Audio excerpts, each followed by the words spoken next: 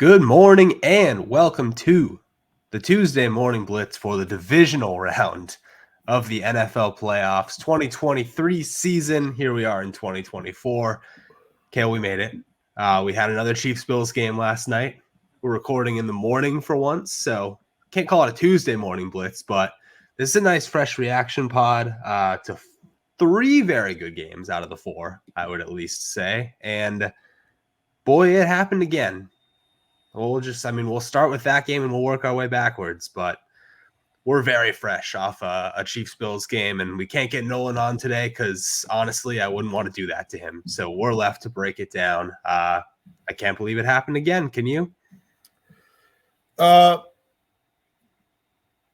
I mean, I'm being facetious. I'm not trying to be rude about it. It's really frustrating to see because Josh Allen kind of took over that game at points. It's just crazier to me to see the Chiefs just be back like so easily. I know they've in the past done it where their offense hasn't been quite as efficient in the regular season. It hasn't been as explosive.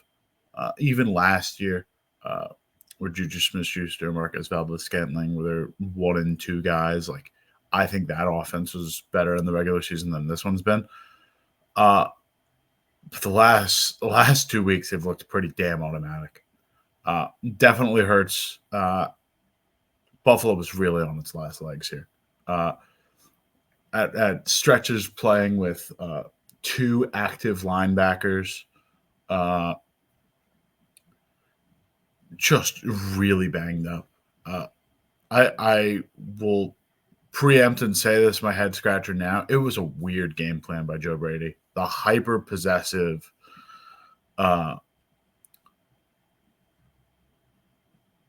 just all around short yardage passing, a lot of running. Not complaining about the running.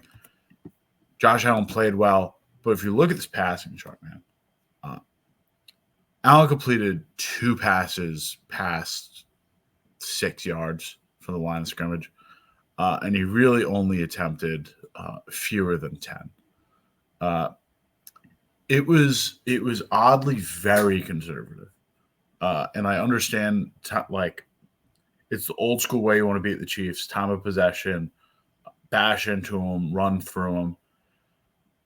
But you almost wish you had a bit of Ken Dorsey here. Or you at least recognize hey, maybe we miss Gabe Davis a little bit more than we thought we would. This was just a really weird game by Buffalo. Yeah, I'm totally with you on that. I think the game plan is one thing. I think it was odd to see this thing play out because it seemed, for all intents and purposes, like it was going to be another one of these absolute instant classics. And it was. Nolan even pointed this out on Twitter. It was weird going from the Bucs-Lions game to this because it's the same round of the playoffs, and yet this felt like, from a stakes perspective, like one of the 5 most important games of all time. Arguably it wasn't. Arguably the stakes were bigger 2 years ago, but we've now come to a point where they've played each other 3 times in the playoffs. Mahomes has won all 3. The NFL wants to play up Mahomes versus Allen as a big rivalry. Even drawing direct comparisons at several points yesterday to Manning Brady in the early stages of their career. Nick Wright pointed this out, ironically enough. What makes Manning Brady at that point in history such a good rivalry is Brady has all the rings, Manning has all the MVPs. Mahomes has all the rings and Mahomes has all the MVPs.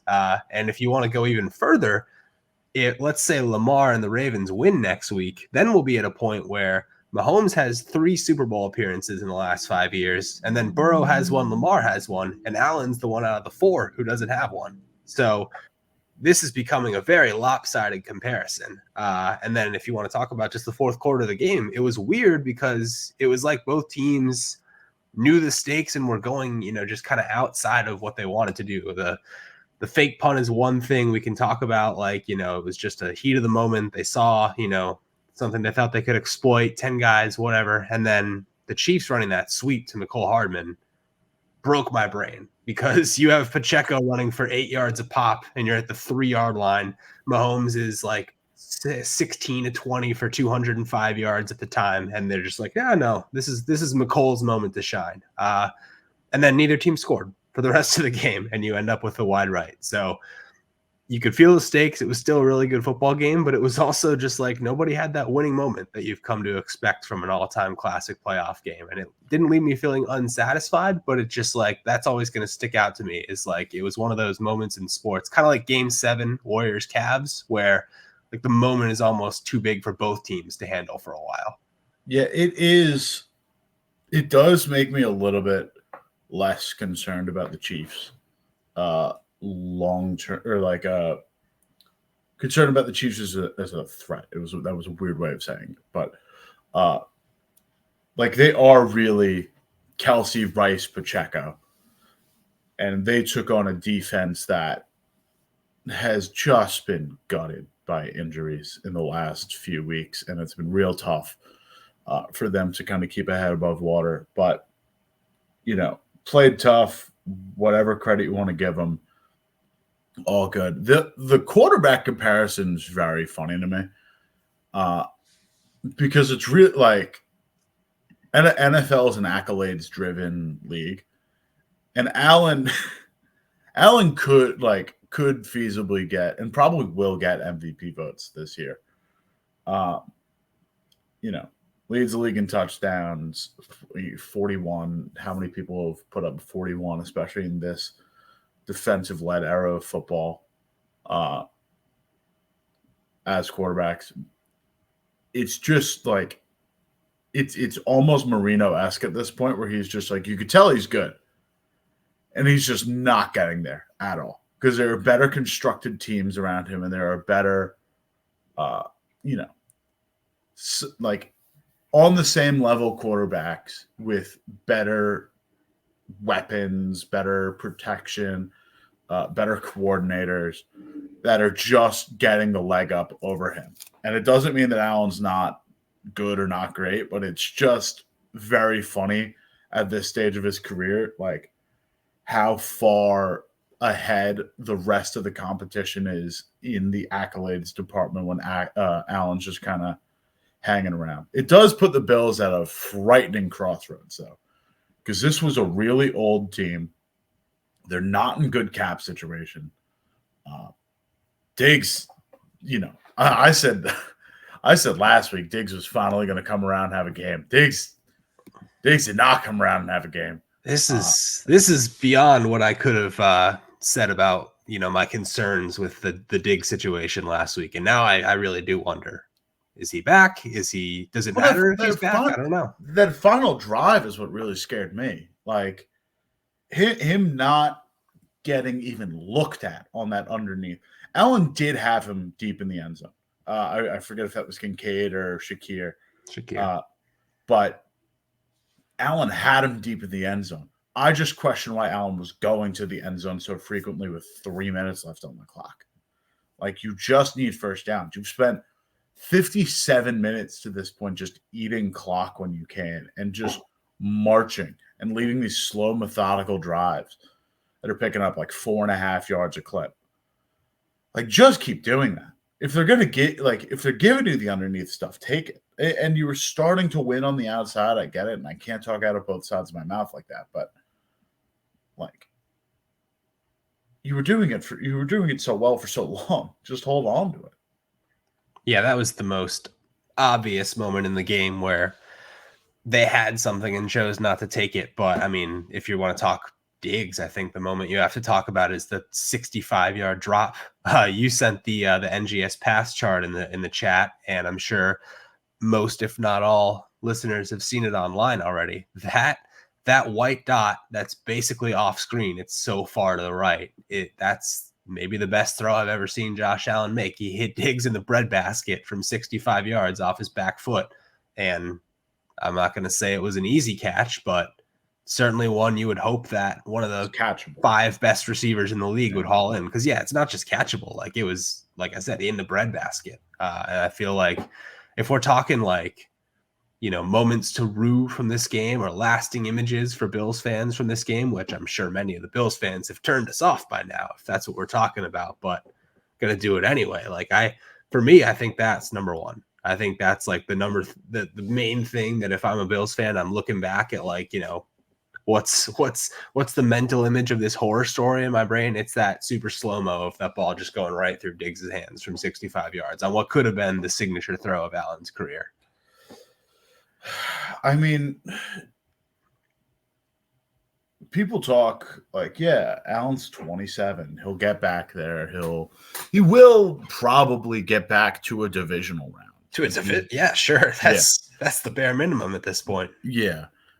It's just for me that this is such a bigger task now because it's straight up, they are in rebuild mode now. Massive contract extension kicking in for Diggs that we talked about last week.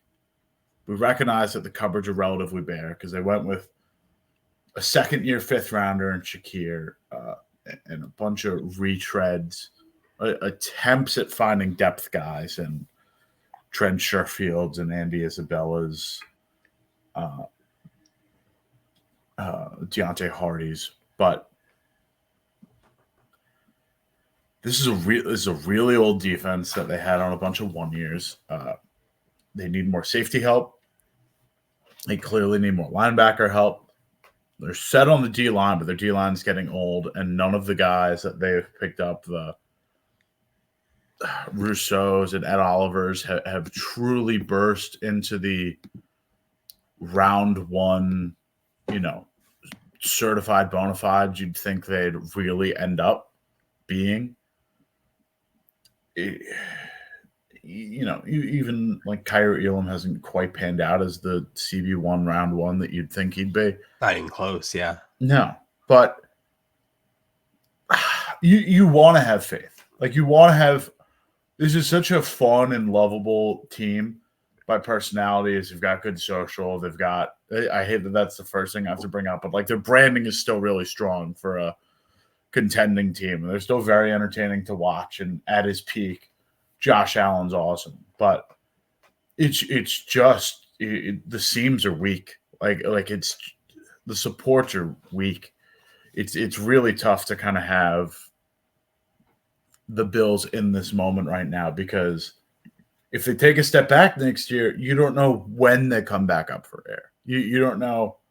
You don't know how Miami retools in a few years, like in a year or two, and how they keep developing. You don't know what New England's trajectory looks like. You don't even know what the Jets look like next year, like with whatever they come back with. Like the AFC East is not certain.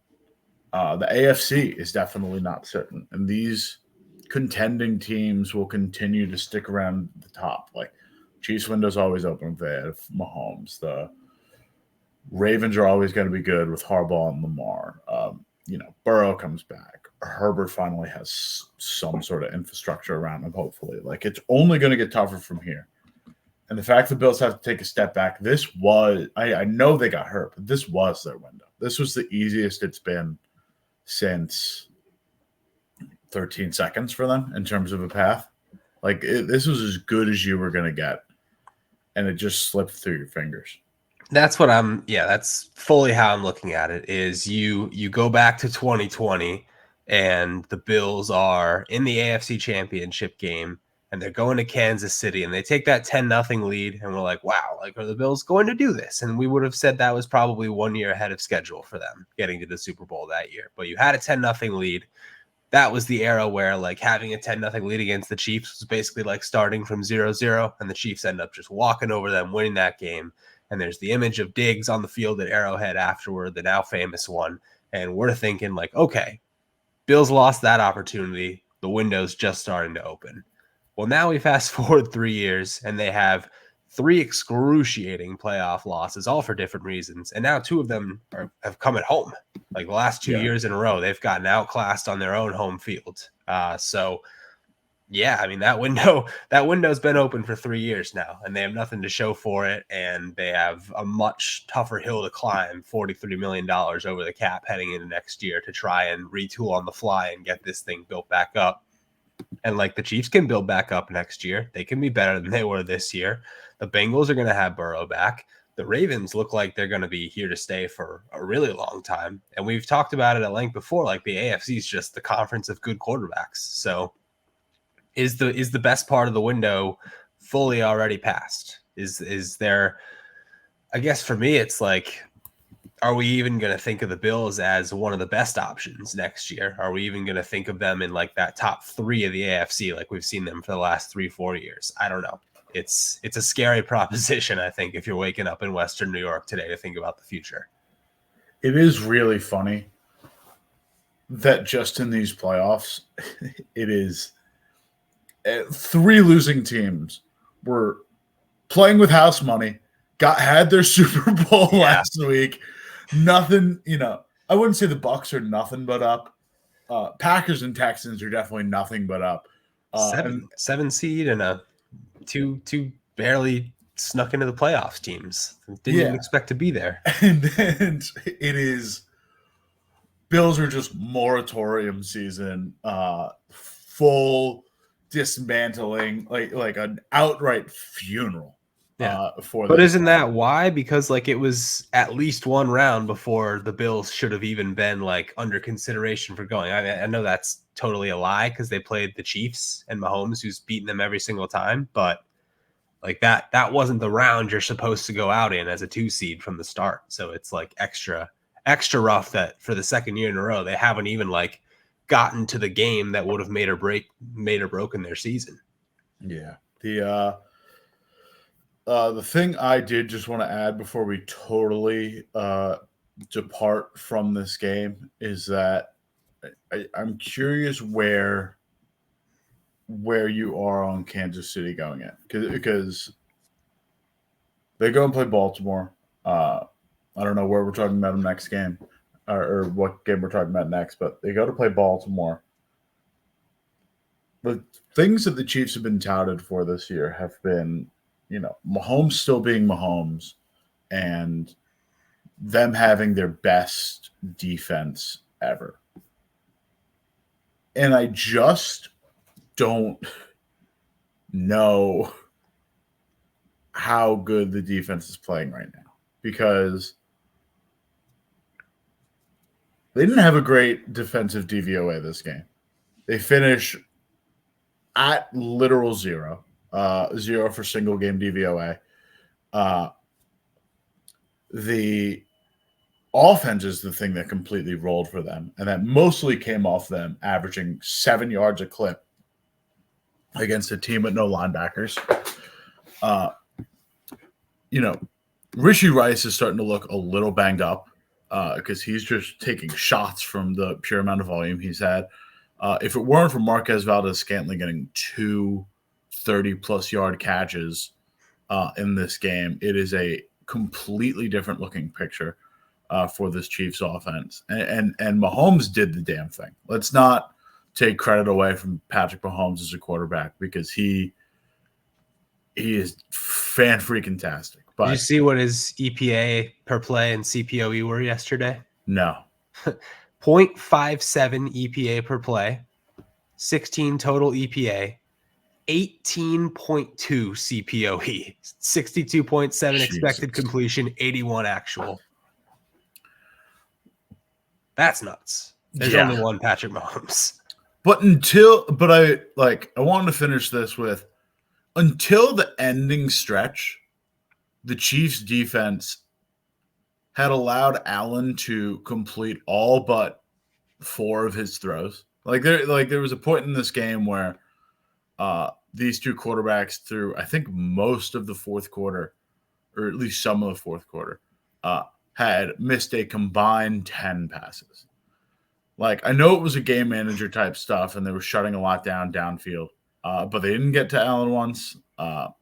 Allen rushed for 72 yards and 2 touchdowns. They let Cook and Ty Johnson kind of run how they please for most of the game. I'm curious about Cook's success rate, because I know he got stopped behind the line of scrimmage a few times. But it just wasn't that amazing of a of a defensive performance. The skill position players didn't exactly perform at 1,000%. And it really was Mahomes just kind of carrying this group. And I just don't quite know how they'll fare heading into Baltimore next weekend. Here is why. I mean, there's many reasons why, but here is why I think the Ravens win that game. Spoiler alert. I know we're doing picks at the end, but the Chiefs are playing their 11th straight game, 11 weeks in a row. The Ravens are playing their second. They looked like. Do you want to just go into the other AFC game? Because Baltimore looked awesome. I'm fine with that. And yeah, I mean, we can just group them together like that if that's what you want. And like before we fully get off Mahomes, like that was incredible. That was his best performance. That was Kelsey's best performance.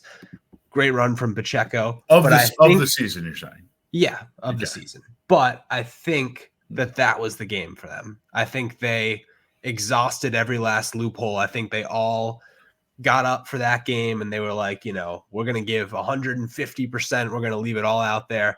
And I just don't know how you summon that to an even greater degree the next week. I even Tracy Wolfson like pulled Mahomes aside after the game, like you do always in these, it's a post-game interview. I'm just being ridiculous. They always do that. But they asked him all these questions about the game. And then they flipped it on him. They're like, okay, it's pretty early, but Lamar Jackson in the AFC Championship game next week, what are you thinking for that? And you could just tell it was so far from his brain. Like he hadn't even computed that game was going to happen, that they were going to have to go to Baltimore. And that's already one day that the Ravens have been, watching this game, getting geared up to take you on. So I just think that and they lost the last time they won a crazy game against the Bills, and that was at home against a Bengals team that hadn't been anywhere yet. So I think to transition into Baltimore, I think that team is just this was not even like the look ahead game for them. This was the tune up, and now they're ready to go out and win their game like the Chiefs just won theirs. This is the Ravens' time for me.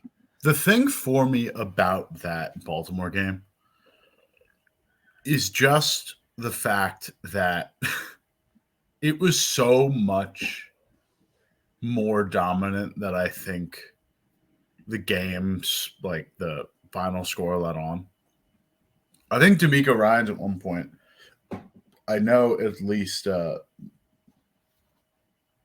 PFF had brought this up with relation to Bobby Slowick, but they basically had apparently said before the game, they did not think they could run their normal offense on Baltimore. So they just had to run trick plays. And a few of them broke off, and a few of them were pretty good. But the fact that you have to go in, and listen, Andy Reid is one of the most creative play callers in football with the shit he does. But you can't – on a week's notice like that, it is tough to truly come in and say that is that's your game script. That you've got to empty the bag out and come up with all your trick plays and all your improvisations. That is not the way you can play this game against a really strong and stout Baltimore team. That is a really tough way to live. And they're just so healthy and they're just peaked at the right time. They've been peaked for a while now, but they're also coming off like rest, but they're not rusty because they got the rust off this week. So, and they get the extra day of rest for this game. It's all lining up for Baltimore. And I think as much as there was like nervous energy in Buffalo, the Buffalo fans brought it. There's no denying it. But when you have a tortured history like the Bills have, there's always just going to be like that waiting for the other shoe to drop, that nervous cheer that just, you felt all the air come out of the tire when Bass went wide right. Like that was almost excruciating to rewatch this morning because you just hear the sigh of the crowd. It's like, all right, we felt that coming. The Ravens have none of that. It's going to be raucous. It's going to be intimidating, and they are going to fully expect to win this game. And nothing tells me they won't. I wouldn't call them fully healthy, obviously. Like Marlon Humphrey's still out. They're very thin at safety. Their roster straight up right now is just Kyle Hamilton, Marcus Williams, and Geno Stone at safety. But we don't think that Humphreys can be back for this game. I do. I'm sure he will, but he's not going to be 100%. And they're getting Mark Andrews back, Right. and it's almost. I almost wish they weren't. Right. No, I was about to say that. Like, I don't know how he I'm not saying screws up chemistry, but he's kind of crazy that I'm like, God, I hope they don't get this all-pro tight end back and it doesn't shake things up too much because they're cooking right now. Yeah. Well, I just hope they don't change their offense to try and run it through him. They've been cooking. Likely has 6 touchdowns in his last 6 games. 6 in his last 6. What's wrong with that? And I get it's good. I want to look at I'm going to see if I can pull up the Arjun Manan Tidyverse pages. I wish I still have them saved. I got to go into his Twitter to get it, but to check personnel rates and how well they run it and what their EPA is at certain run rates. But they've got to have just an unreal setup on. By the time this gets all the way back in, their 12 personnel has to be crazy by the end of this. Just getting everything in that mix. What is this thing called? I'm fired up for this Baltimore team. And like we said, Texans played awesome, ahead of their skis. Nothing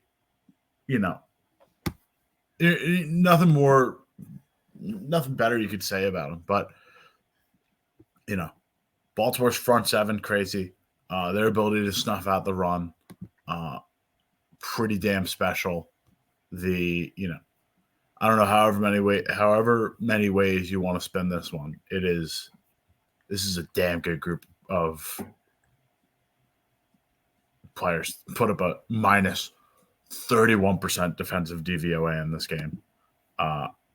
RBSDM's crashing for me. Otherwise, I'd get their EPA numbers. But God, this is a really, really freaking good defense. And the fact that they have just this versatility on offense.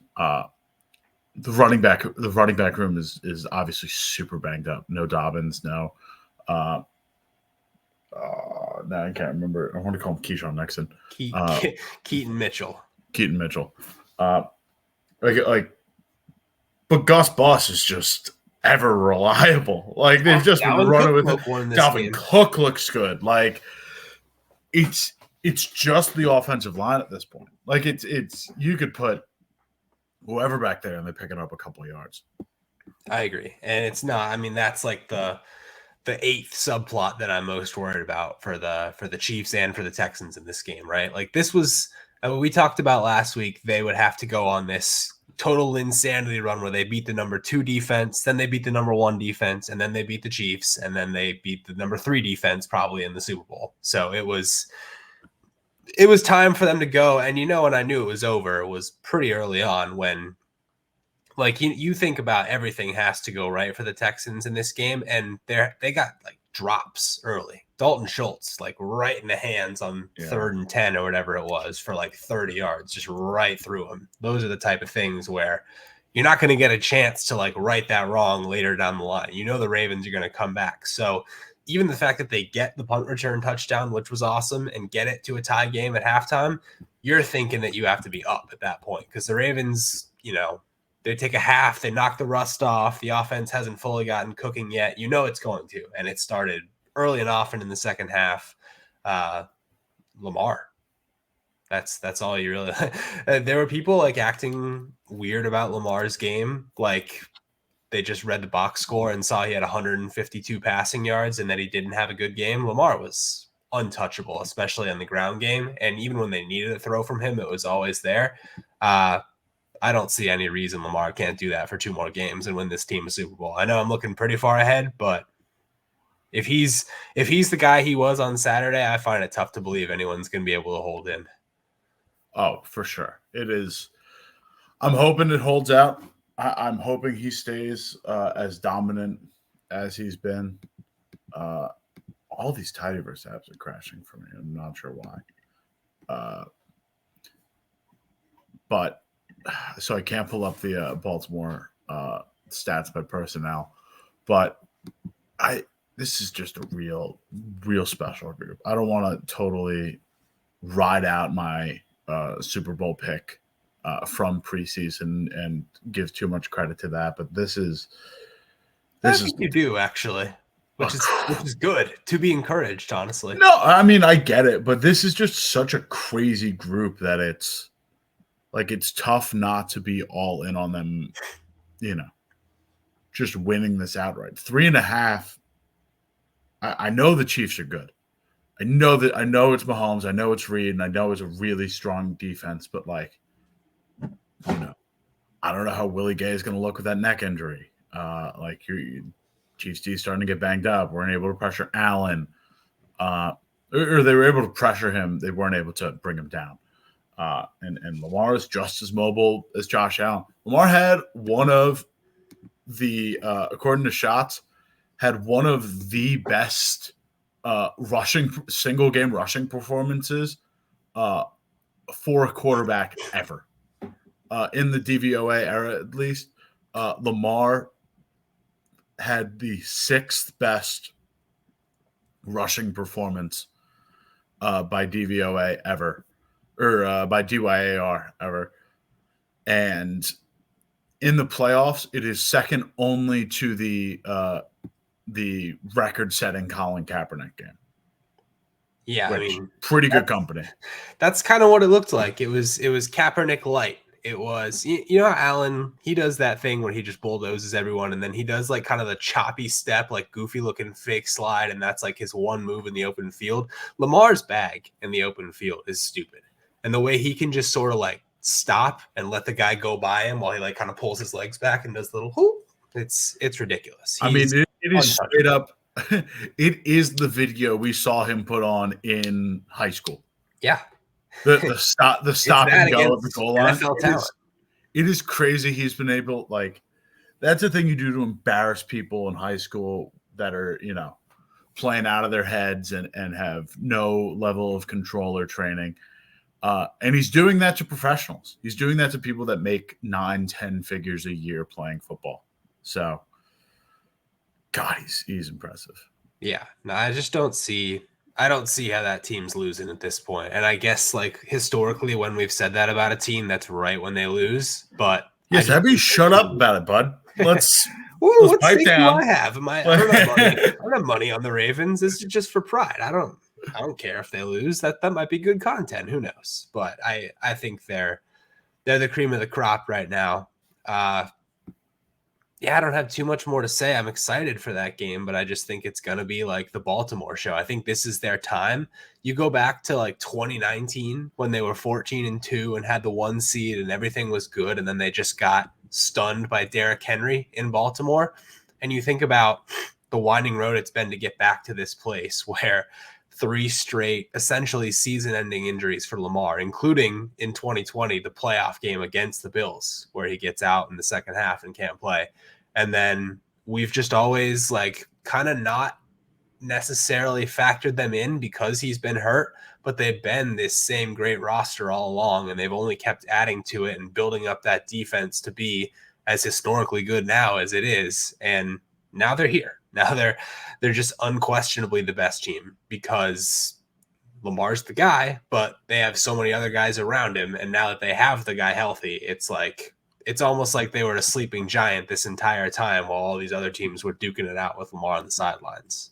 I will say it would be, if they pull this off, I want to track it down, but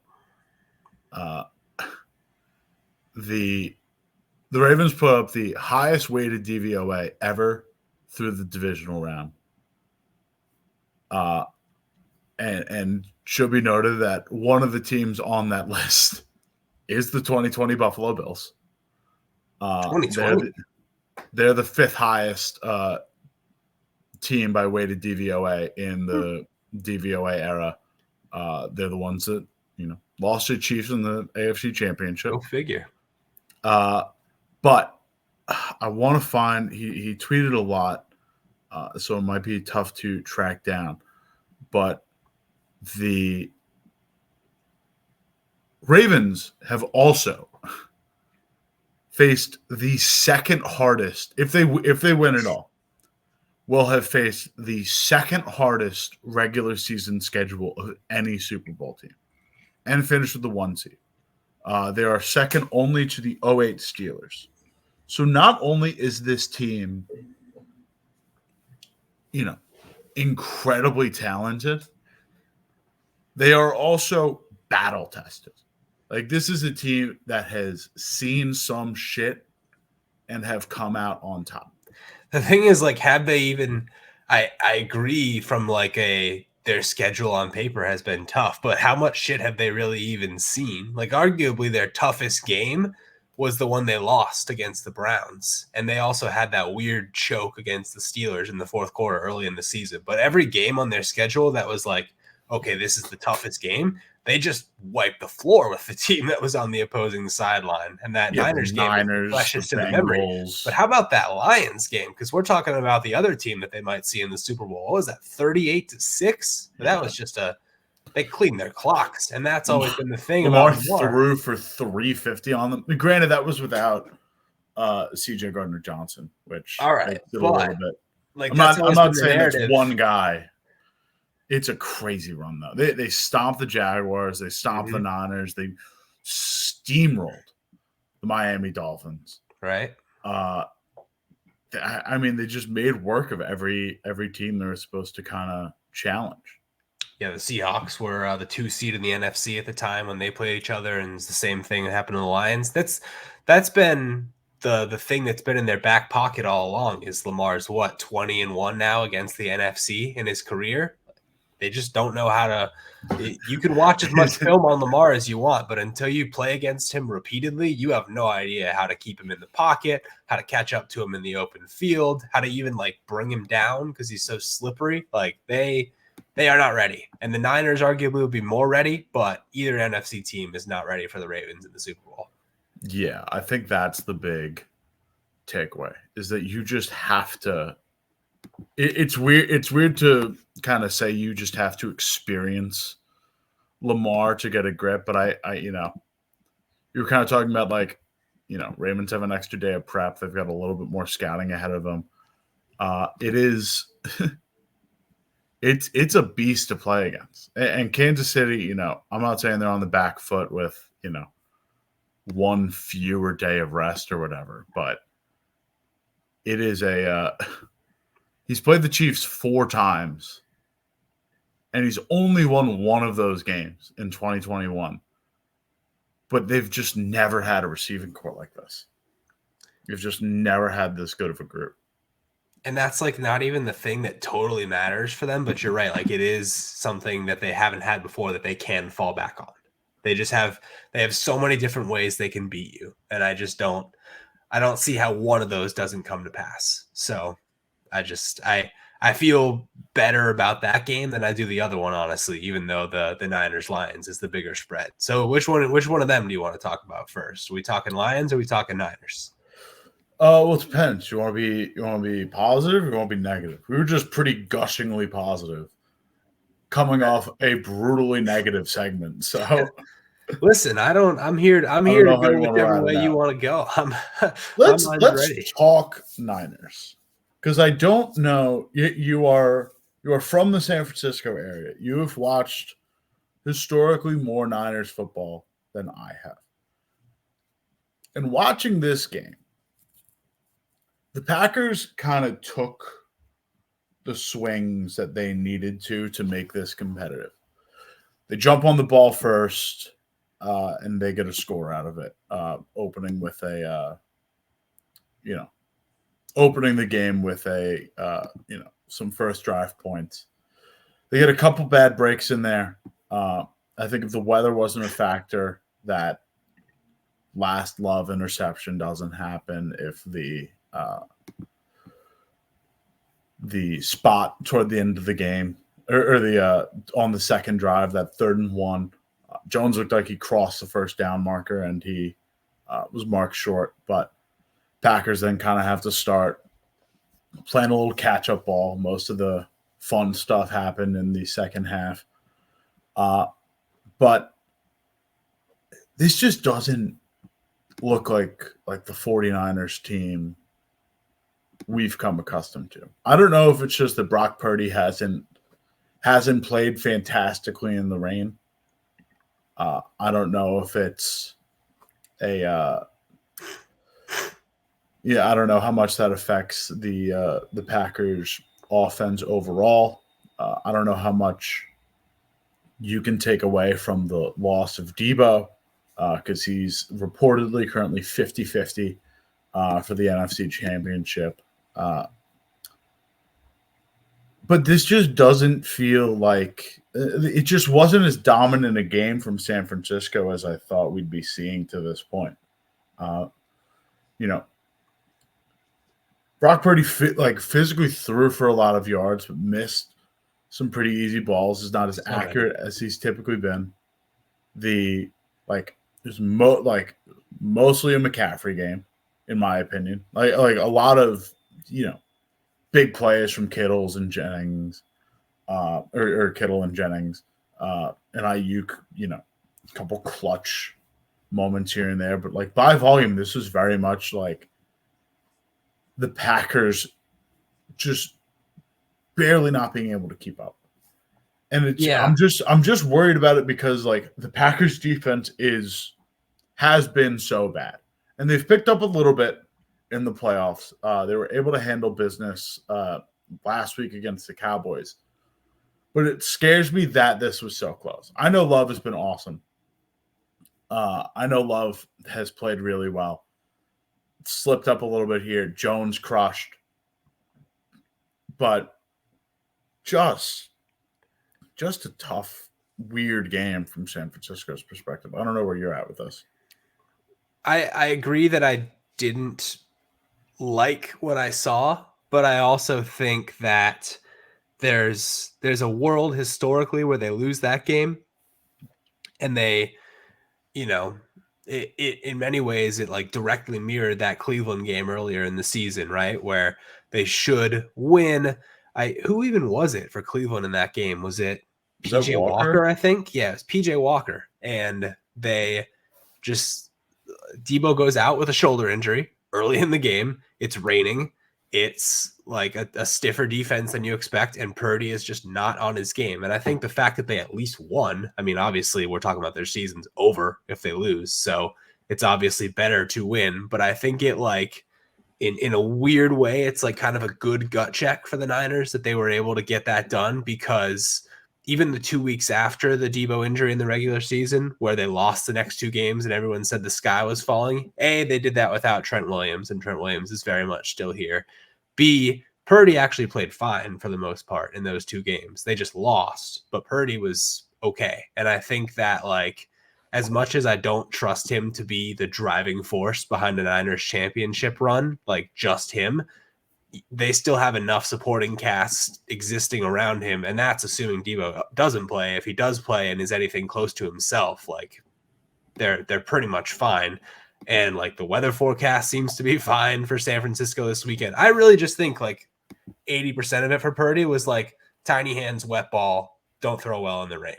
And as long as that's not a factor, like I think he'll be okay. And some of the discourse, I mean, the discourse in general around this Brock Purdy performance was chef's kiss A+. I think it was Mina Kimes who brought it up on my feed, at least, where it was like, it couldn't have gone any better, where he looks terrible the entire game, throws multiple balls that should have been just breadbasket game-changing interceptions that the Packers completely drop, but then leads one game-winning touchdown drive. And I would argue he just kind of threw it up there to triple coverage, and Jawan Jennings brought it down, and that play was mostly Jawan Jennings. But the fact that he had one big throw into triple coverage on third down when they needed it most, and then, they end up going on a 12-play, I think 65-yard touchdown drive to win the game. He had a scramble in there that was probably the second biggest play of the drive. Like, perfect for the discourse. Couldn't have worked out any better, to where anyone who wanted to get their predetermined thoughts off that they already thought about Purdy was able to do so, and nobody could really challenge them, except everyone challenged everyone. Who was the Athletic writer? I'm not even going to bother to look up his name, but the guy who said like that's what Joe Montana used to do about Purdy's performance in this game. Like, okay, I did not see that one. That would be seared in my brain if all right, I will find it then. Brock Purdy, Please find that Montana. quote. Oh boy, yeah. There's some tough stuff. David Lombardi. Brock Purdy answered every single doubt and criticism by delivering a comeback playoff drive that has immediately become part of 49ers legend. That's what Joe Montana used to do. That's the head 49ers writer for The Athletic, David Lombardi. Cheers. I did find it, like, I agree with you that it, this is a game the Niners would typically lose, but they won, and that's good. The graphics of Kyle Shanahan is 0-38 when entering the fourth quarter down, or 0-35 when entering the fourth quarter down 8 or more. 0-30 when entering the fourth quarter down 5 or more. And then I think there was a 1-31, which doesn't make sense. But there was like a 1 and something when he enters the fourth quarter down 3. Yeah, it definitely doesn't make sense that the number would be bigger for 8 or more than it would be for 5 or more. So I don't know. Don't know where the math's at on that. Yeah, I don't know.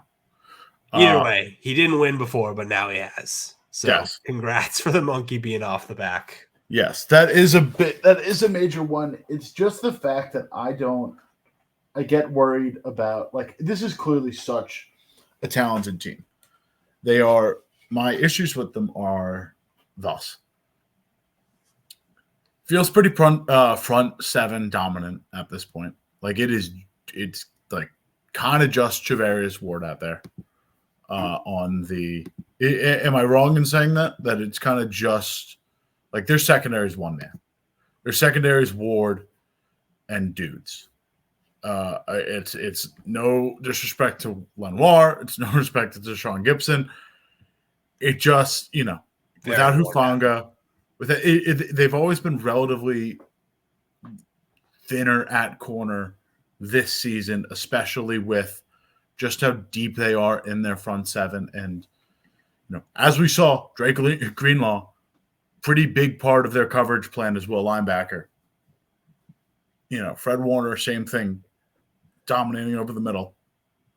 But just a smaller group that we're typically used to seeing at corner, or a thinner group.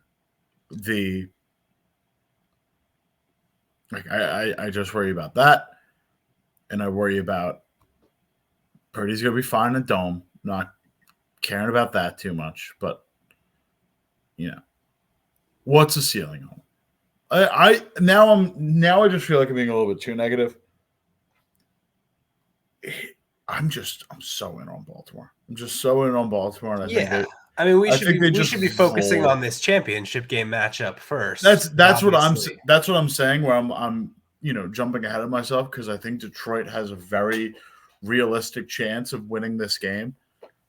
It just gets, the 49ers just look a little bit more vulnerable than I had previously pictured them. And I think that's a little bit of fantasy bias. I think it's the fact that it's like, oh, Christian McCaffrey, Brandon Ayuk, Debo, George Kittle, and just, you have all these crazy skill position weapons, and then you don't think as much about the strength of the defense. Even when the acquisitions are like, oh, we add Chase Young to put aside Nick Bosa. We added, what does he do? Javon. Yeah, we added Javon. My dad's like big on the Niners this year. He's a Patriots fan historically, but he's lived in the Bay Area forever, and the Patriots are bad, so he's like latched on to the Niners in his time of desperation. And he's watching and reading every bit of 49ers coverage, and he is the biggest Chase Young hater alive. He's like, what does this guy do? What attributes does he bring to the table? He says like half the time he's just banging into the guy next to him on the defensive line instead of getting upfield towards the quarterback. And that's so I can't disagree with him. I haven't seen really Chase Young do much so far. I know, but his presence alone is like a blocking problem. I know he's not as great as number 1 overall status, but like the presence he brings feels important. Like, he's put up 14 tackles for loss this season. About half of those have come with the Niners.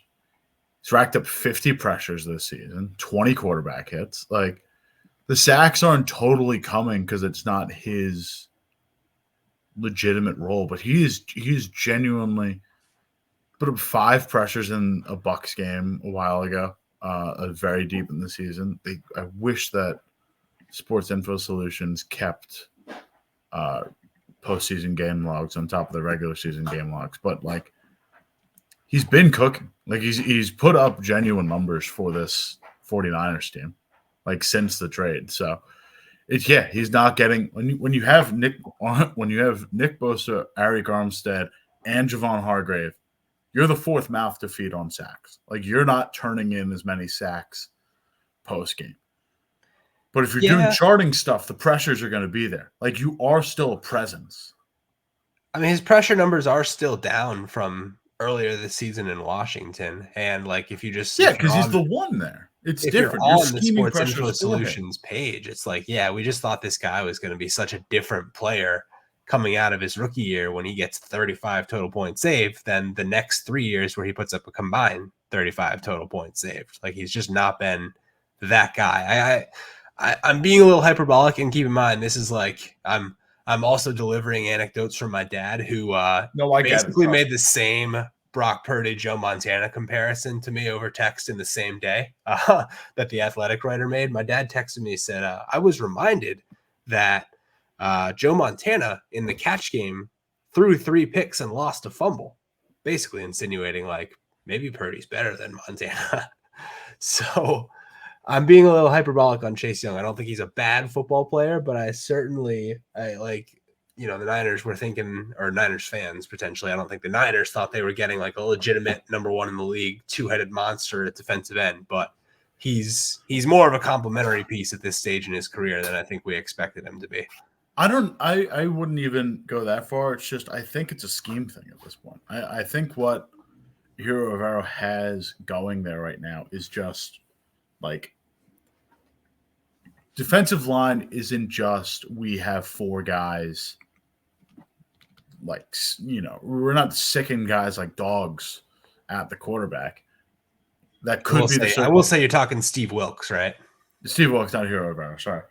I forgot which Panthers defensive mind was currently working for the 49ers on a reclamation project. The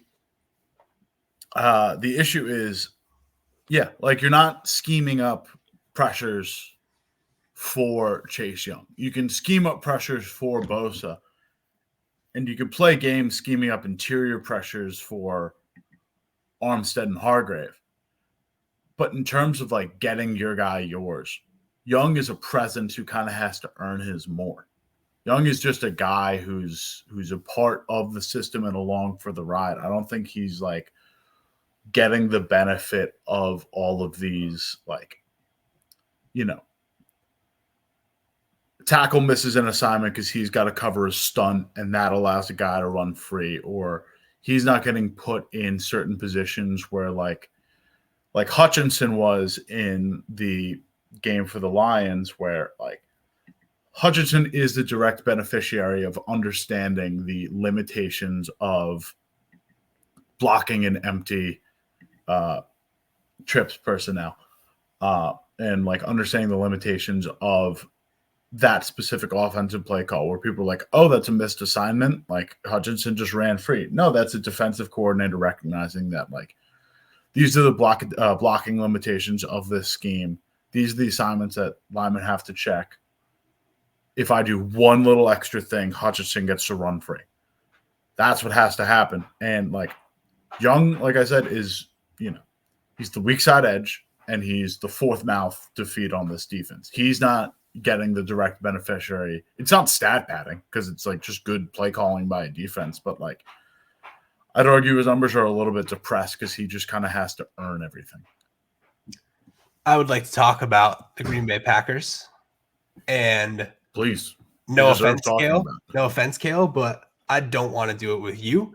I have an ace in the hole, and this is only for our Spotify listeners. So if you are currently watching this on the YouTube platform, head on over to Spotify. We have a special treat. Packers fan Tosh Myers, recurring guest of the program, has thoughts on his team losing in the playoffs. It is something that I am excited to bring because this is an authentic fan perspective to the show, and I could not in good conscience ask Nolan to do this for the Bills today. So we are lucky enough that Tosh has had some time to digest his playoff loss. He's hopeful about the future of the Green Bay Packers. But before we go on to talk about further playoff football, I would love to bring on Tosh Myers and properly dissect this Packers loss. And we're back. Kale, this is the fun part of the show where we get to react to something that hasn't happened yet, and you have no idea what Tosh just said, but wise words, right? A lot to look forward to in the Packers' future. Yeah, no, definitely. This is we said it last week, and we said it earlier on the spot. Team playing with house money. Had a schedule, and the fact that they almost beat the number 1 and the number 2 teams and was pretty much weather affected in how they directly lost that game. Bright future. Good to see. You can be haunted by that game-ending interception, or you can learn from it. And I think, Jordan Love's not a rookie by any means. Yeah, not a rookie by any means, but still was his first year as a starter, still plenty young. Will learn from that. Was awesome throughout the entire second half of the season until we got to that second half of the Niners game, and I think will bounce back. So I would like to make an announcement before we go into our last team. The Detroit Lions have signed Zach Ertz. Wow! After losing Brock Wright in their game, they just get to add a 3-time Pro Bowler. He's been there. He's got a ring. I don't hate it. Now, we should talk about the Lions. And, I mean, it's just kind of a weird coincidence that the show orders worked out this way, where we're 56 minutes in plus the time length of the Tosh interview. So probably like an hour and 15 minutes in, and have not discussed a team making it to their first conference championship game in 32 years. But we're here. So, I mean, it was an interesting scenario, right? Because the Lions have not been here, and yet they were expected to get here after the win last week and after playing the Tampa Bay Buccaneers, who were a 9-8 football team that only made the playoffs because they were in the worst division in football, and then beat a team that essentially was begging to go home last week. So the Bucs played well. I will say that for the most part in this game, they kept it very competitive. There were moments where it looked like the Lions could pull away, and then all of a sudden Tampa was just back in the end zone. But I don't know. I felt like the Lions just did what they had to do, and I feel like I'm of two minds. You can either be like, we won our 2 home playoff games, we made our first conference championship since 91, and that was that was enough this season. Or we could go really shock the world now. This is do you want to have a great season, or do you want to have an all-time season now at this point for Detroit? Yeah, I don't know why I thought that I said that Brock Purdy would play well in the Dome. Like the Lions have one more home game left. Oh, I thought you were talking about the Super Bowl. Yeah, no, ain't in Detroit. Well, yeah, I could have also said that. But yeah, Lions are in this such a weird spot because it's their top contributors. Their top rushing leader, Jahmyr Gibbs, rookie. Their top receiver in this game, Sam Laporta, rookie. Their biggest overall defensive talent and lead tackler, Brian Branch, rookie. Like, this is a team with a Branch, yeah. This is a team that has such a young core to it. Even, Amon-Ra, third-year guy. Like, this is a team with such a young core, and I think it genuinely benefits them to have such talented people on rookie deals. And the Lions are reportedly working out an extension with Jared Goff, so even he's I was going to say relatively inexpensive, but he did sign an extension before moving to Detroit, so it's not totally out of the woods there. But this is a damn talented group. and they've got to see this out. And I know it's going to be more uphill. I think this Lions team plays a bit above their weight class at points because of the additional influence of Dan Campbell, which I think we don't talk enough about just like pure motivator as a legitimate factor and just getting guys up for games. Campbell is absolutely that guy, and I think it's super important to recognize that. But like, man, this offense is talented. The defense, like San Francisco, I don't think it's going to as much as San Francisco because even that core, lead pass rusher, second-year guy, they're doing more creative stuff at least, like getting Branch on some slot blitzes, same with Melon Fonwu. They're doing some legitimately creative stuff to manufacture pressures and set up guys who aren't necessarily as wholly gifted as, say, a San Francisco 49ers roster. They're doing a great job of putting their guys in positions for success. And it always felt like the play on defense was right around the corner. Like even when the Bucs were driving early and especially late, they take over, they're down by 8, and you're like, okay, they have enough time to go get a touchdown. Okay, he throws the immediate pick. But whether or not you saw that coming, it just always felt like Detroit's defense had that one more play in them. They might have that against the Niners. Like, it's possible. They, like you said, the way they draw it up is like it's hard for an offense to see coming. And Brock Purdy is like the other quarterback in the NFC who you would expect to like maybe be sackable in big spots. There were a few times in the Packers game where he could have feasibly escaped pressure and did not. And I don't think the Lions are letting you escape. So if that's the other. It starts with that creative pressure creating. That's the other side of this. Is that like you think you have all this time in the world, and then you realize that not only are you not going to like all these contracts are going to come due pretty quickly. I don't know when Anzalone's a free agent, but like he's going to need a bag soon. CJ Gardner-Johnson, I don't think he was a multi-year deal. If you keep him around, you'll either have to pay him or you'll have to find a way to, replace his level of secondary talent. Not only you have one window for this roster and it's now. Core is good, but you need to re-up on that. You're also never going to get this coaching talent again. Like one of, if not both, Ben Johnson and Aaron Glenn will be gone. Aaron Glenn should be gone after this year because what he is doing with this, very pedestrian defensive roster is super special. I know it's not the best, but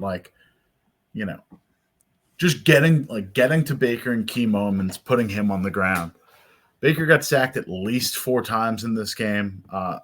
Put up a game-sealing interception off of a pretty big pressure there. CJ Gardner-Johnson came down with an additional one. Just a real all-around performance by a very unsung group.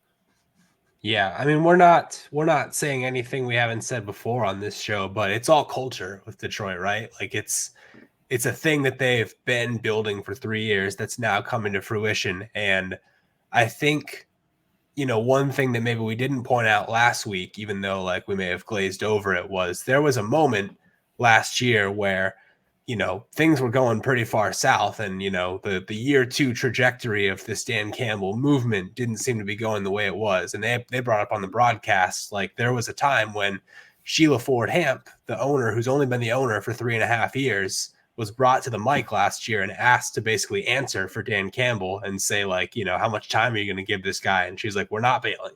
We're not pulling the ripcord on this thing a year and a half in. That may be a mistake this franchise has made in the past. We believe in what we're doing here and we're going to see this thing through.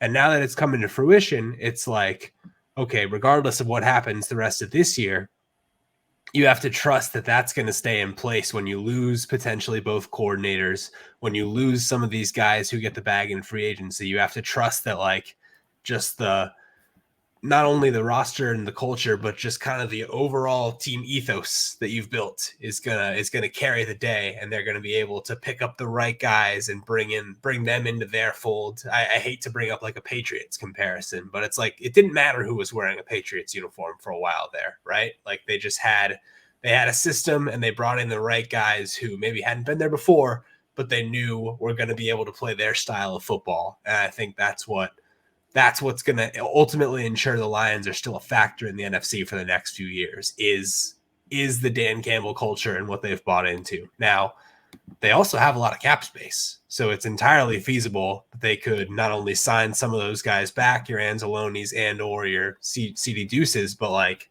you could go fortify, parts of that defense. You could fortify the secondary. You could get 2 linebackers in free agency if you want to. They also have the draft. Like there's a lot of ways that the Lions are 7th in total cap space for next year. So like you're feeling better about them at least than you are like a Bills who are 43 million over the cap already. The Lions have a lot of wiggle room, and I know part of that's going to have to go to Amon-Ra at some point, but you've got some maneuverability there. Yeah, it's a place you're going to want to play. Like it just everything that you've heard about Dan Campbell is a positive. Everyone seems to talk glowingly about him. It's a stark departure from the days where they popped champagne in the locker room on the last day of the regular season with Matt Patricia. But that was so it's crazy what one regime change will do for you. But I don't know. Did you see the tweet? I doubt you saw it, actually. It was a pretty like niche tweet. And maybe you just knew this already, like all these names, but did you see like the full Lions coaching staff? Because I think it speaks to that as well. Like all these guys who like wanted to be a part of the Dan Campbell culture. Like the entire Lions coaching staff is crazy awesome names. Have you seen that? Okay. So No. like we're talking down to like quality control coaches and all this stuff. Here are some of the highlights. On offense, their quarterbacks coach, Mark Brunell, assistant quarterbacks coach, JT Barrett, wide receivers coach, Antoine Randall, if you can believe that. Let's move to the defense. Cornerbacks coach, Dre Bly, linebackers coach, Kelvin Shepard, senior defensive assistant, John Fox, Kale. He's just in the building. Yeah. So they just have like all these names who like don't need to be assistant coaches. They don't need this money to make a living. Like they're bagged up. They're just doing this for love of the game and for love of the Lions franchise.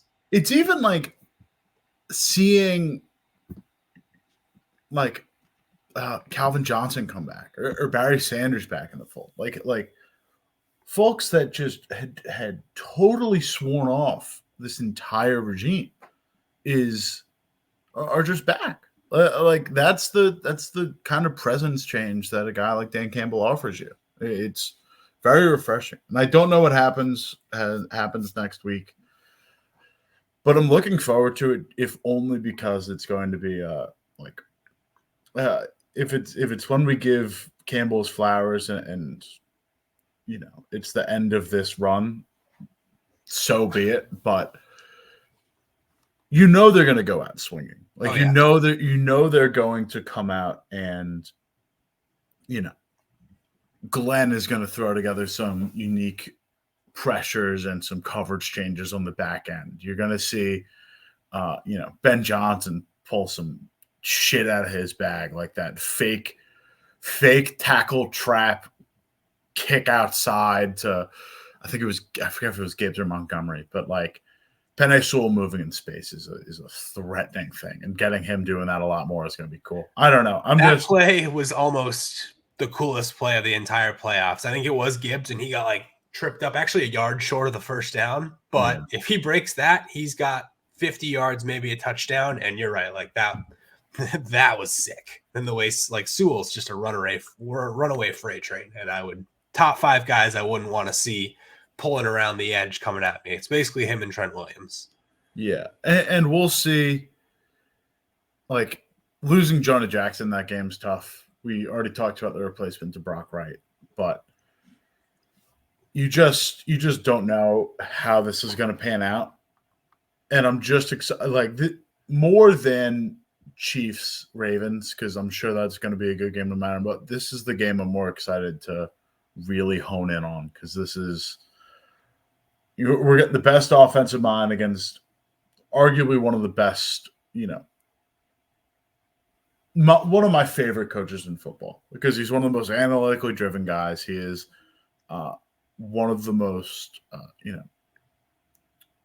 risk welcoming. I don't know, the opposite of risk averse is risk prone.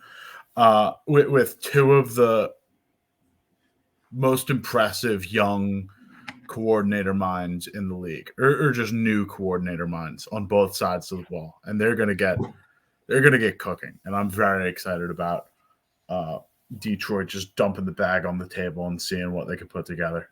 Yeah, I mean, it is going to have to be a situation where I want the Lions up 14-3 in this game if I want them to have a chance. Like I want them establishing, like, just coming out and punching San Francisco in the mouth, because I think that as much as we've talked glowingly about the entire roster the Lions have built up, like the Niners roster is still a cut above for the most part. Yes. And I think they will eventually be able to move the ball on Detroit. So I think Detroit's got to like come out and hammer them early, maybe get a turnover in the first half. And like I'd almost be inclined to like take the ball first and try and go down and get 7 immediately. Like I just think this is a tone-setting game for Detroit. I think you need that early advantage, and I have no reason to believe they can't do it. But it's certainly the game I feel less confident about for either team, even though it is the bigger spread. Like I think I have this as a close game next week for sure.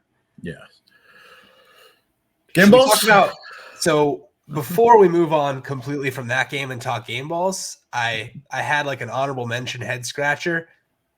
What was Todd Bowles doing at the end, man? Like I won't ever be able to understand just not calling the timeout, not making them kick the field goal, just saying, all right, season's over. It's fine. We tried. That's never going to sit right with me. And I doubt it sits right with Bucs fans who just saw their season come to an end.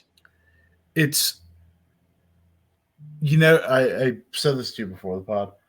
You never want to go down like, you don't want to lie like a dog. You don't want to just give up. But like mistiming that, and you force them to kick a field goal to go down potentially 11. But if there's the 30% chance they miss from that distance, you then have, 25 seconds and 70 yards to run probably 3 plays. And then you have to get the 2-point to even tie it. It's just such a infinitesimally small probability to get that done that I just... Is it infinitesimal? We're adding ends in that 1%? Word also. Would you call it 1%? I'd call it less than 1%. Would you call it less than 0.1%?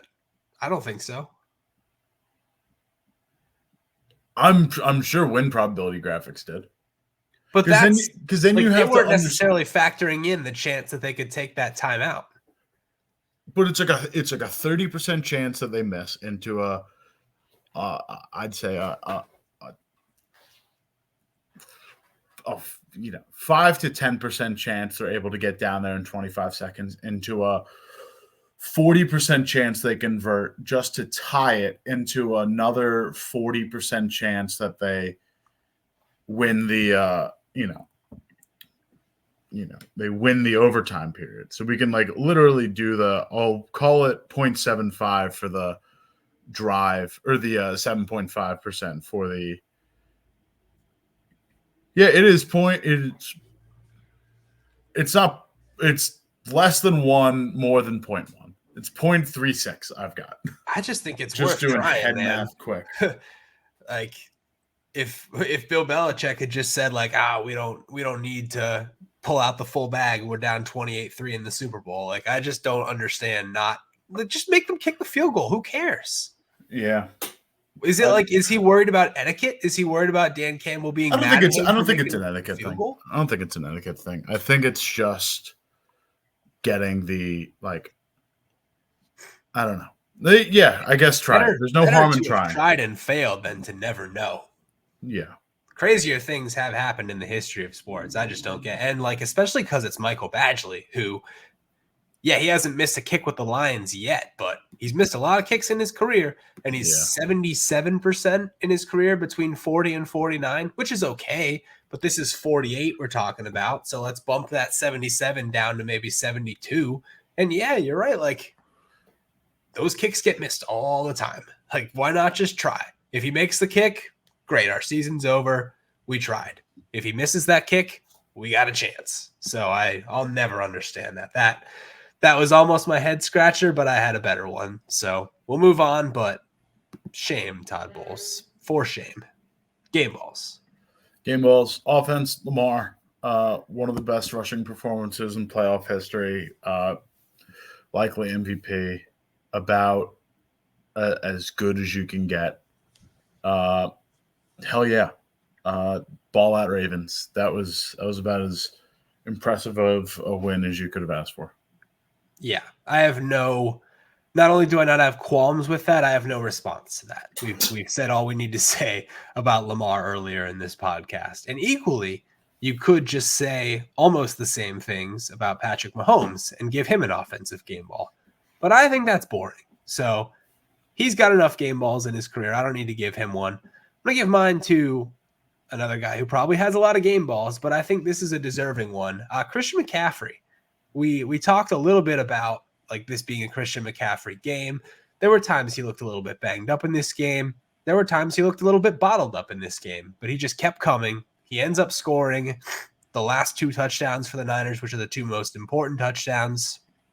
His one long one, he breaks the 39-yarder. There's good anecdotes coming out of the game where he basically went up to Shanahan during the timeout and he was like, we're scoring on this play. Like he felt it. He's like, I know the call.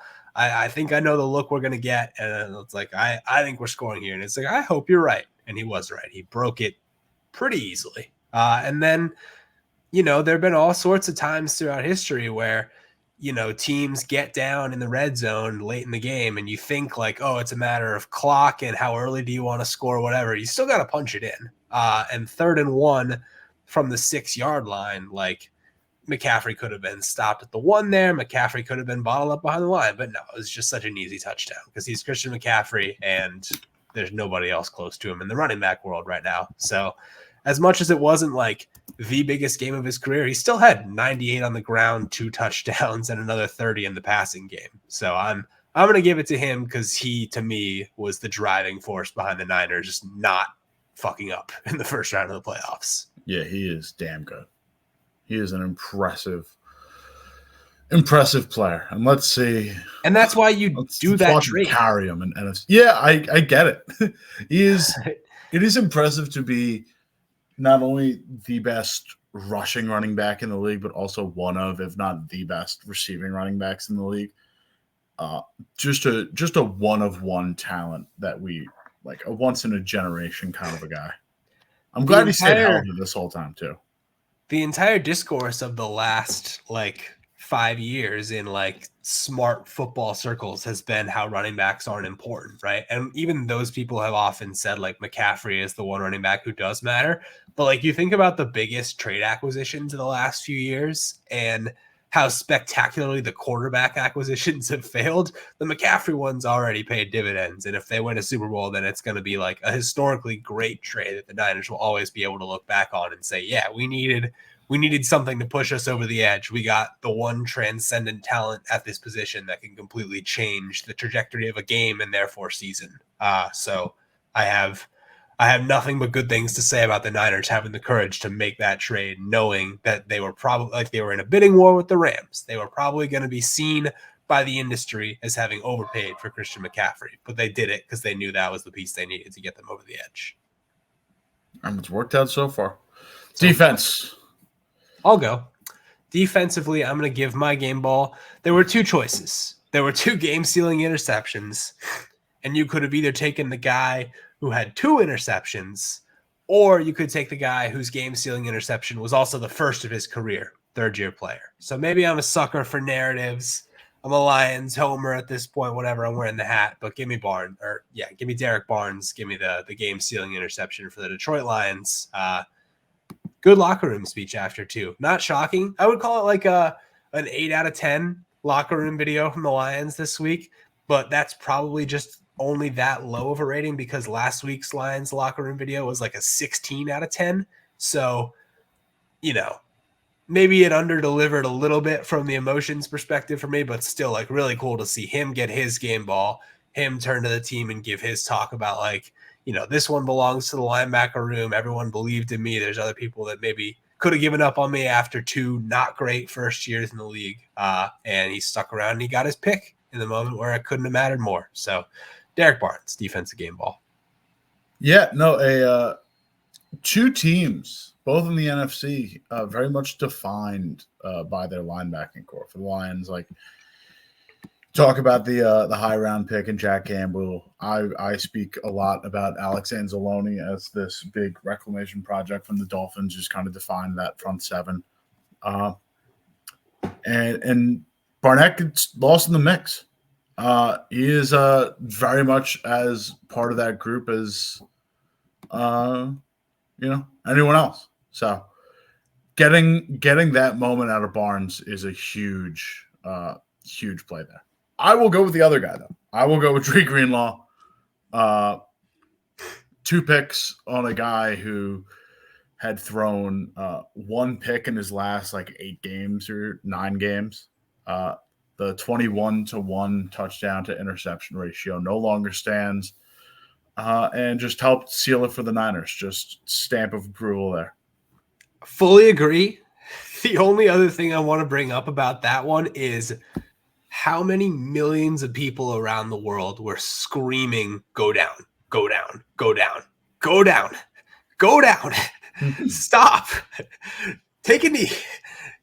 Stop. Like he was on his feet for 15 seconds after that pick for no reason. What are you doing, man? I maybe thought he had to run clock. I don't know. That was nuts. That was like the most unhinged moment of the playoffs almost so far. He looked like he could have maybe fumbled it 3 times, and he probably covered 70 yards on that run back for no reason. Maybe he'll learn from that. I don't know. But yeah, I mean, 2 huge plays. Nice interception, that second one, too. They were both nice. And the fact they were clean. Like, squeezed it, like diving play, rolling over, big guy. Big plays. Really nice. Now, special teams, not as nice because, like, I'm going to give mine to a loser. But when you have a punt return touchdown in the playoffs, you gotta. And it was the only touchdown the Texans scored the entire day. So, Steven Sims, he also had a really nice kickoff return in this game. Obviously, didn't go for a touchdown, but the return game is huge, and he did a really nice job when the rest of his team just kind of didn't have it in this game. At least he made Texans fans, sit through halftime with hope. I'll give it to Steven Sims. No, he earned that one. He looked a little dead to rights, broke it out. Hell yeah. My guy, very boring, a very do your job kind of game ball. Butker in a game where Tyler Bass missed a winner. Way to do your job in pretty brutal conditions and put your team over the top. 2 for 2 on field goals, long of 47, 3 for 3 on XPs, and every one of those counted. Yeah, I mean, in the similar fashion to where you have like a very workmanlike special teams game ball, you could have equally given anti-special teams game balls this week to Tyler Bass and to the Bills' entire punt unit for the debacle that was the Damar Hamlin fake punt failure. But we will do neither of those because we're about positivity here and always have been. And the other one I really wanted to give out, especially when it comes to the Bills. Yeah, just a glowing beacon of positivity. Now, I also wanted to give one to Eric Wilson of the Packers for that fumble recovery on their long punt return where Keyshawn Nixon fumbles. One of the best fumble recoveries I think you'll see, where the ball is like very loose, very much bouncing quickly, and he like dove on it and stopped it, pinned it to the ground in a flash. That was one of the better fumble recoveries I can remember. But again, they lost. So I wanted to give that game ball, but couldn't do so. What are you gonna do? Hate to see it. Hate to see it. Uniforms. Why don't you go? Truly nothing more timeless than Green Bay, San Francisco. So there were a lot of good ones this week. A lot of solid I was gonna ones. say I liked 3 out of the 4. I was gonna say everything but Baltimore, Houston. Yeah, 100%.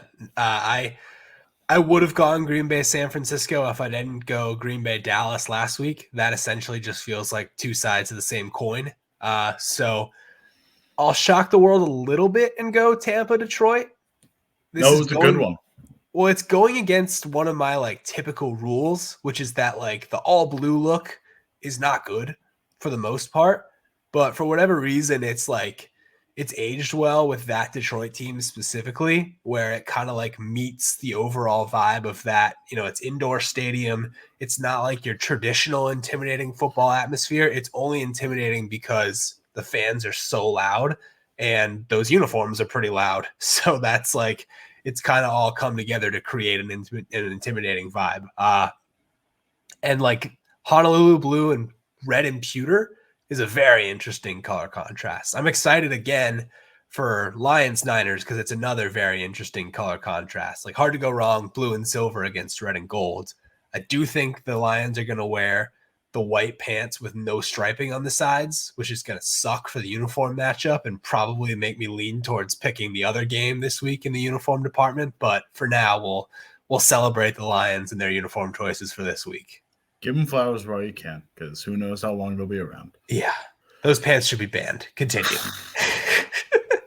Head scratcher kind of said mine already. It was the Joe Brady game plan. You kind of missed a little Ken Dorsey there. Kind of missed Gabe Davis. Allen was accurate on his deep ball throws. You just didn't throw enough of them. Hate it. Hate to see it. What's going to become of the Bills' offensive coordinator spot this offseason? Early thoughts? No. I did just see, though, I'm constantly monitoring. The Eagles are interviewing Rivera for the DC job. That's funny. Just staying in division. That'll be very interesting. I think he deserves that. I do not know about the OC job, though. That'll be super. I like the best guy, Waldron's off the market already. It's going to be interesting. They've got a lot to address. My head scratcher. Fought hard to not bring it up in our discussion of the Packers. Possible that this will have been spoiled by the time we air this because of the Tosh segment, but why didn't Matt LaFleur take the timeout? It's just been sticking with me for the last 2 days. Like minute 55, Purdy scrambles. He goes down, creates 3rd and 1 at the Green Bay 6. So at this point, he goes down with like a minute 47, minute 48 left. You have all 3 timeouts. Why are you not using one there? Because, of course, the Niners are going to run it all the way down. They know this is the last time they're going to have the ball, so there's no reason for them to go quick. They know exactly what's up. 49ers obviously take advantage of draining the clock. They snap the next ball with 1:07 left, and they score a touchdown. So it could have been worse, honestly, for the Packers. It could have been, okay, we go down at the 1. Now the game's really over because you either have to burn one of your timeouts there, which I assume he would have, but maybe not because he is crazy, it turns out. And now you're creating a situation where they get the ball back with 1:02 left, and Jordan Love thinks he has to play total hero ball. So it effectively, I mean, you've effectively eliminated the chance of going down and scoring a game-winning touchdown on that drive because I don't think you're doing 75 yards in 62 seconds. And now it's instead of like Jordan Love being very calm, okay, we can go down, we can get this field goal. It's like it creates that mentality that you saw from him on the interception where he thought he had to play hero ball. So I just don't understand what the downside of using that timeout was there. Like you stop San Francisco in any fashion there, regardless of how much time is left on the clock, the game is over. So it was very much like you could have made the argument to use those timeouts on the plus side of the 2-minute warning, if anything, but I think probably the only argument LaFleur would have is like preserving time on the other side of the first down, but you didn't stop him and you just burned 40 seconds right there. So to me, take the timeout.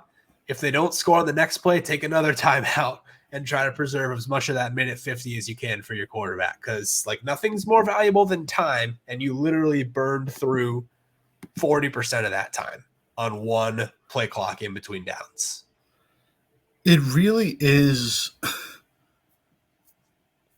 kind of crazy just how little time they went into that last final drive with. Like, I don't know. Like, it's clearly a very good San Francisco team. And they get that ball back with what? Like 6:20 left in the fourth? And you let them march all the way down through the 2-minute warning. I get they score a touchdown, but they just burn all that time off the clock and you don't try stopping them once to try and hold them up. I know you want to go in with timeouts, but even still, you don't use it till you don't use your first until 52 seconds left in the game, and then you throw the pick, so it doesn't really matter. But you want a little bit more control. You want a little bit more calm, especially for a first-year starter in a big moment. And that was like the one spot where you can definitively say like you should have used it, because there are other times early in their drive where it's like, okay, you could have called it when it was 2nd and 2 with like 2:50 left after the pass to Kittle, but that maybe is a little bit early. Then the next play, that was going to take it to the 2-minute warning, so you're not going to use it after the 2nd and 2 because that created a first down. You're not going to use it after McCaffrey goes out of bounds, which was like kind of an underrated bad Niners moment there. If McCaffrey goes down in bounds, then you're really putting the crunch on the Packers. But I get it. Like, you're just trying to score a touchdown there. The Purdy play was the one where you had to call a timeout. That was, like I said, they literally burned 40% of the remainder of the game on nothingness. Like, they just let 40% of the clock go away when they didn't have to. And that definitely cost them. So that's my head scratcher for sure. I don't know how much it locks in the fate of this team, but hey, you want to go out throwing all your punches. Yeah, it was both, like, right? It was the Bucs and the Packers just both felt like they had more punches in them. It made those two endings kind of unsatisfying because both of those picks came like so early in the drive and on such unnecessary throws. And you could have then pointed to decisions by both head coaches that could have given them more chances. So even though they were good football games, the endings were kind of cliffhangy, frustrating. So is what it is, I guess. But they're out. And now we got to talk about the teams that are still in. We've already done a lot of previewing throughout this pod, so we're going to go back to the spreads. We got to talk strictly spreads because, Kale, we went a combined 7-1 last week. So as it turns out, we definitely know ball. Not to brag, I went 4-0. Kale messed up the Packers game. It happens. There's a world where the Niners could have won that by 10, I suppose. But now we're here. We got to talk spreads for the championship game. We've already kind of tipped our Baltimore picks, so we'll just go ahead and say Baltimore's favored by 3.5 against Kansas City. And it seems like both of us are feeling pretty confident about laying the points there. Yeah. I'm pretty – Chiefs make it interesting, and I don't think – I can't imagine Mahomes has ever lost a playoff game by more than one score, let alone – more than 3 if it might be cutting it a bit. But I'm just so high on this Ravens team. I just really, really like them enough to. Also, I will give you that definitive answer. The only blowout or more than one score game is the Tampa Bay Super Bowl. But outside of that, they've lost by margins of 6, 3, and 1. So pretty good. And, history would tell you they're covering that 3. But let's ride it. A little risky. Yeah, I mean, that it makes you nervous about the potential of a backdoor cover, but Like, what are you going to be scared? It's Lamar. Like, you gotta take some shots in this sport, and we're taking our shot on the Ravens here. If you're never gonna pick favorites, you're never gonna win that coin, Kale. And I, as not only a man who has never actually put real money down on a sports bet, but also who had a historically bad performance last year against the spread on Football Outsiders weekly staff picks. I am the man. To be fair, we all did. No one was good at that. The problem is they made us pick an upset outright. It was like we basically only got 2 picks every week, and one of them had to be a 3 or more point dog to win. So those are going to hit at like what, a 30% rate max, and they made us feel like we were wrong for saying all these wrong picks. So I'll put us in the clear on that. We weren't wrong. We just had too bit off more than we could chew. Vindicated. Exactly. Niners -6.5 against those Detroit Lions. This is the much tougher spread for me to pick. I'm still pondering it. You might still be pondering it too, but pressures of the job, Kale. You're going to have to go first. I was going to make you go first. I'm taking Lions. I just think that game's going to be a little bit closer. This game got me a little bit scared about San Francisco. I think they broke off a couple big plays against a bad defense, but they still made that defense look pretty presentable. I get it was a weather thing. I don't have week out forecasts for San Francisco. I can give it a shot. Or I guess it's basically Oakland, right? No, it's you San Jose. Yeah, you got to put in San Jose if you want the accurate. Yes. Forecast. Can't do San Francisco because I've been told that by Jackson too many times. Did you know that when the Raiders were still it's going to be gorgeous. It's a high of 72 on that Sunday. Kale, you don't need to do that to me. Like, I already wish I'm there often enough during the winter months. I already yearn for just being home and playing golf with my dad in 70-degree weather, as opposed to, it's been under freezing here in Jersey for over a week straight, and there's still ice on the ground, even though it hasn't snowed since like last Friday. So yeah, you don't need to make me more homesick than I already am. That's fine. It'll be like 60, high 60 something here next week. We'll be fine. We'll see about that. But yes, I agree, and I was sort of regretting making you go first, because the minute you picked the Lions, I was like, oh, now it's just going to seem like I'm copying him. But I was going to pick the Lions. So of the 2 games, even though like the spread is smaller on the Chiefs side, I would be more surprised if the Chiefs won that game outright than I would be if the Lions won this game outright. So that, combined with the fact that they're getting more points, is enough reason for me to take the points and just get 2 bites at the apple where, like, I think there's a good chance they can win, but even if they don't win, I think there's a good chance they can cover. So I'll probably middle it, and like, if you're just asking me for my game pick, I'll say Niners by 3, but give me the points with Detroit. Are you taking Detroit or are you taking Niners? I really want Detroit. I don't feel confident enough to take Detroit, which shows me I'm still thinking with Detroit brain.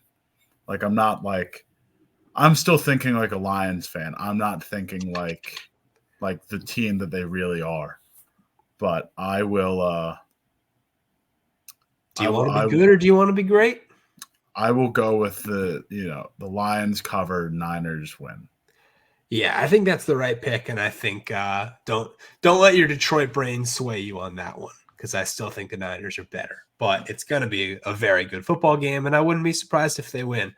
We don't have a cheap seat segment this week, but I did just want to bring up ESPN fixed the website, because it says on the schedule page, tickets as low as $406 for the Ravens game, tickets as low as $15 for the Niners game. What? Niners bad fan base? Only $15 to get in for the NFC Championship? No. ESPN is listing the watch party at Ford Field. That's sick. That's awesome. Come on, ESPN. Don't make the Niners fans look bad. That's on so SeatGeek, funny. On SeatGeek, it's $524 to get in the door for the Niners, so even more. Crazy. I'm not paying.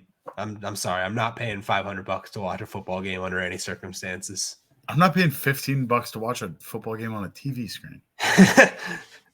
Well, you know, bars got covers. That one would honestly be more of a consideration for me. $15. Not a shot. I see those and I'll never do it. I don't think I would I never will in my either. world, never in my right mind go to a watch party unless actively assigned to. Yeah. Because the thing about a watch party is like you're still going to have to deal with the traffic of getting in and out of there. That's going to suck. And then you're just watching on a TV, like you said. Like, why don't I just go? If I want to pay $15 to go to a bar, at least I don't have to sit in traffic for an hour before and after the game. Yeah. I can like freely go to the bar and order a beer instead of sitting in a stadium seat and having to wait in line, not watching the action for 10, 15 minutes. Get that out of my face, Kale. Get it out of my face, Jackson. Get this pot out of my face. All right. I will. Kale's got lunch plans. I got more potting to do today. I'm excited to interview Tosh, and we got a lot of football left, Kale. I mean, we're down to the wire in a sense, but like 3 more weeks of this. Can't wait. Are we doing Pro Bowl coverage?